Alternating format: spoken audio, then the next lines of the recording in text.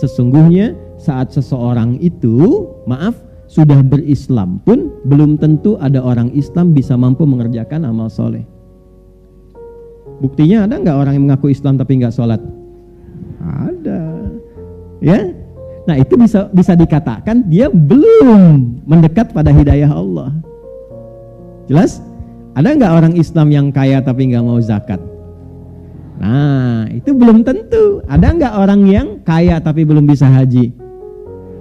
Jalan-jalan ke tempat wisata bisa, haji belum tentu bisa. Nah ini belum tentu dapat hidayah. Caranya kita doakan. Itulah sebabnya muncul pengajian untuk mencas lagi supaya senang amal saleh. Ini selama hidup sudah pernah tahajud belum? Selama hidup sudah pernah salat tasbih belum? Selama hidup apa? Urutkan. Kan saya sering pernah katakan, coba bikin menu-menu keislaman. Itu aja sampai meninggal kita jaga. Ya, syahadat jaga. Kan 5 yang pokok itu. 1 syahadatain kan? Satunya kenal Allah, asyhadu alla ilaha. Mesti kenal, mesti ada ilmu. Kalau nggak ada ilmu, nanti lemah syahadatnya. Dikasih jabatan bisa pindah, kasih sembako pindah. Ya. Sekarang dengan kata-kata rayuan bisa pindah. Itu bahaya kan? Ya. Makanya mesti ada ilmunya. Fa'lam annahu la ilaha illallah, mesti ada ilmu. Yang kedua itu ya di bagian pertama, sub keduanya wa asyhadu anna Muhammadan, kenal nabinya. Harus kenal Nabi Muhammad. Jangan cuma di lisan syahadat, kenali. Karena semua yang terkait dengan beliau itu teladan hidup. Kenali beliau itu siapa, lahirnya di mana, keluarganya bagaimana, perjalanan hidupnya seperti apa. Dari mulai kecil sampai dengan wafatnya, bagaimana perilakunya, ikuti. Nah, itulah makna syahadat. Kita sholat, ikuti bagaimana cara Nabi sholat. Ya? Bukan hanya sholatnya, tapi cara berbakti pada orang tua bagaimana. Cara mengenal teman bagaimana.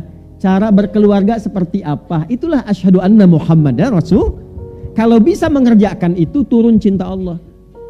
Turun cinta Allah, itu gak sembarangan Bapak Ibu. Bagian kedua dari syahadat itu penentu cinta Allah subhanahu wa ta'ala.